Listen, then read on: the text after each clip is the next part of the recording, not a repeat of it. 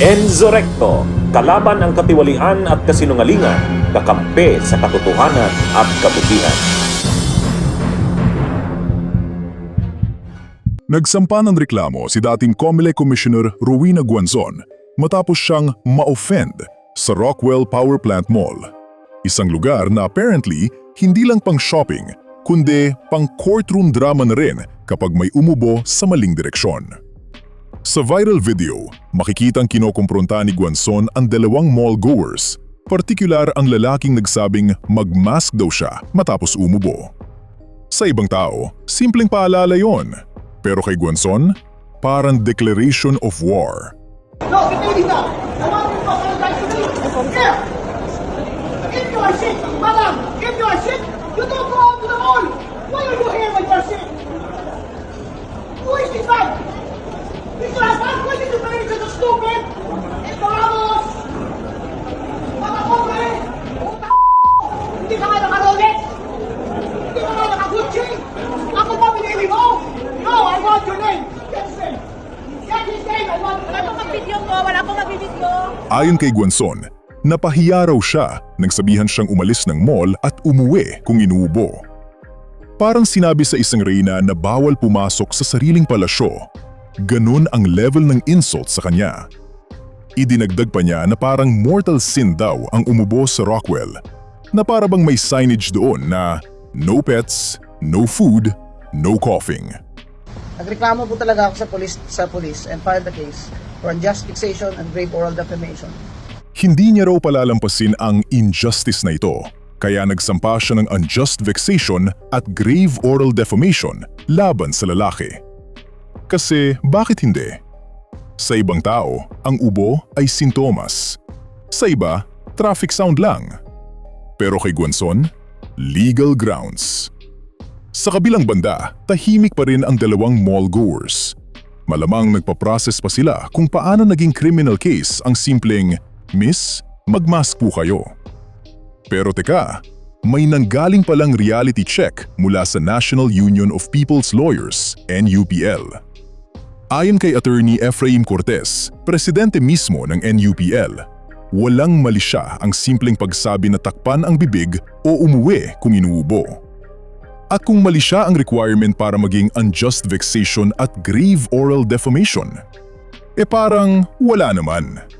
Sa tingin ko, yung sabi kasi niya, unjust vexation and grave oral defamation, the base doon sa ikinuwento sa tingin ko ay hindi pasok doon sa elemento ng dalawang krimen na sinasabi niya. Unang-una, kapag grave oral defamation ay parang you falsely accuse somebody of committing a crime, a fault, or a vice. Tapos, malicious yung intent. So, it was intended to harm yung the other person. Kapag sa unjust vexation naman, ay, you cause annoyance and distress or irritation, and it was purposely done to someone who is not involved in any wrongdoing. So, gano'n yun. So, parehong, kung pagbabasihan natin yung lumalabas na balita tungkol sa nangyari, I think asking somebody to put on a face mask or pag inuubo ay umuwi na lang, I don't think pasok doon sa elemento ng unjust vexation or ng grave oral defamation. Considering ang context sa lipunan ngayon after ng COVID-19, talagang mag-aalala ka talaga kapag may umuubo sa harapan mo at marami pang mga bagong viruses ngayon na lumabas after COVID. So, it's just natural for somebody na inubuhan sa harapan to raise concern, and sa tingin ko karapatan din niya to call out yung inuubo, to put on something para lang hindi siya makahawa. Sa tingin ko there are ways of confronting the matter na hindi sa ganung estilo. Sa tingin ko manner is also talagang baka nag-react siya sa the way sinabihan siya. Pero again, pwede siya magalit, pero it doesn't constitute a crime kung if ever na hindi maganda yung pagkakasabi. Kasi kailangan ang revised penal code kasi natin, yung mga binanggit niyang crime, malice is essential dun sa dalawang sinabi niyang mga crime. Ayun, tama. Oo. Buti na banggit mo. So Kailangan there may should be malis. Oo. Pag walang malis, Oo. hindi yan tatayo?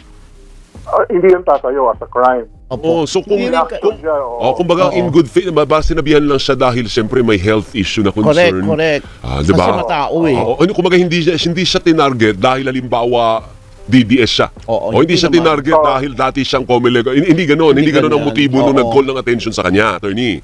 Yun ang essential doon. Kasi kung wala namang malis doon at talagang spur of the moment na reaction ng kabila, maaring mali yung kanyang approach, pero definitely does not constitute a crime. Hindi rin nagme-merit ng ganong klase ng reaction from Attorney Guanzon. Kasi Alvin Doris, she's a lawyer. Kumbaga, meron kaming standard, ethical standard, even in public, even when we are not in the exercise of our profession pag nasa public. May certain degree of expectation for us kung ano yung galaw namin sa lipunan. Alright. And I think yung ganong klase ng reaction ay she should examine herself. Hindi kaya baliktad ang dapat mangyari? Yung kinastigo niya ang magkaso kay Guanzon dahil Bakit? pinagmumura eh. Dinuro. May minura ba? Oo, nagmura Akala siya. ko nagsisisigaw. Hindi, may kasamang mura. Okay, Tapos ang okay. sabi, wala ka nga kayong Rolex, wala nga kayong Gucci, tama ba nga? parang ganun So ako. kailangan pala pag kinol kita, kailangan naka-Rolex ako. Parang ganun bang implication Oo, nun? ganyan. At dapat yung sasakyan ay Bugatti. Pero hindi kaya yun pasok, attorney, doon sa sinasabi mga na Code of Ethics, pwede ba siyang idemanda rin, res bakan? Pwede yun. Yung pagkakasabi niyan gano'n, kasi pag-aalipos pa yun sa ordinaryong mamamayan na hindi dapat ginagawa ng isang abogado. Medyo mataas kasi yung ethical standards for lawyers considering that we are officers of the court. So yung ganong mga salita hindi dapat binibitawan against lalo na sa ganong klase ng confrontations. At syempre, hindi rin natin malilimutan na posibleng bumalik sa kanya ang karma. Kasi ang dalawang mall-goers na pinagmumura niya sa viral video, pwede rin namang mag-isip ng legal counterattack. Bukod pa roon, may tanong din tungkol sa professional ethics. Parang dapat ba ang isang dating lawyer na kilala sa batas ay magsalita ng ganito sa publiko? Posibleng maharap siya sa kaso kung itutuloy nila. Anybody can file a complaint against her. Pero syempre pangunahin yung dalawa na yung kung sino man na nakaaway niya. Pero sa tingin ko dahil sa nature ng legal profession, yung may mga ganyang act ay pwedeng isumbong sa Supreme Court and it may go through disciplinary procedure designed for administrative cases against lawyers. Siyempre ang problem kasi kapag hindi yung mismong nakaaway niya ang magsasampa ay evidence rin yung problem mo kung somebody else. Of course, nandun yung video, probably on the basis of the video ay pwedeng matignan kung meron siyang administrative liability in violation ng Code of Ethics ng mga lawyers. Filipinos should stand up for what they think is right pero not in this fashion. Kasi hindi naman ito usapin ng policy, hindi usapin ng sovereignty o hindi usapin ng public interest, kundi nagkasaktan lang ng damdamin. Private masyado yung issue na it doesn't merit yung ganung klase ng reaction na itataas mo siya sa level. Sa madaling sabi, ang ubo is not a crime. Ang miss, magmask po kayo, is not a malicious attack. Sabi ni Cortez, may karapatan din ang mall-goers na magpayo, lalo na't galing pa tayo sa pandemya. Hindi naman kasi immune ang mundo sa virus kahit nasa sosyal na mall ka. Hindi porke may chandelier at classical music sa Rockwell, biglang nagiging optional ang public health awareness.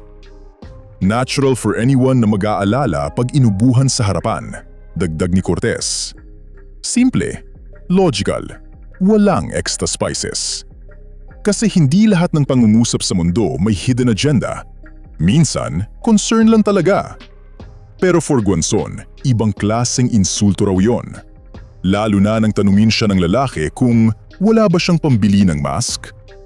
Para raw siyang ni-review ng stranger sa Rotten Tomatoes. Harsh at unexpected. Hindi pa doon natapos. Kinastigo rin niya ang kumuha ng video. Ayon sa kanya, "You have violated my right to privacy." Pinapaalala ko lang po sa kumuha ng video na bawal po talaga sa batas yun, kaya pinagbabawal yun sa Rockwell Mall. You have violated my right to privacy and that is a criminal offense. Sa gitna ng isang public place, sa gitna ng isang mall, sa gitna ng sigawan, sa gitna ng maraming tao. Yes, privacy daw. Pero ayon kay Cortez ulit, hindi raw pumapasa sa elements ng grave oral defamation ang kwentong ito. Hindi rin pumapasa sa unjust vexation kung wala namang malicious intent. Kung hindi ka sinabihan na criminal ka, corrupt ka o magnanakaw ka, hindi yan libel sa bibig.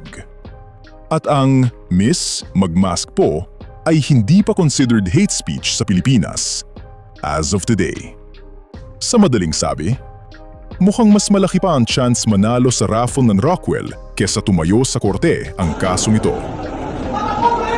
Puta hindi ka nga naka-Rolex! Hindi ka nga naka-Gucci! Ako ba binili mo? No, I want your name! Jensen! Bunyog, bunyog, halikan na kasama ka. Bunyog, kapag buklod ay may pag-asa. Luzon, Visayas, Mindanao, isa ang pananaw. Sa bagong Pilipinas ang bunyog isisigaw. Bunyog.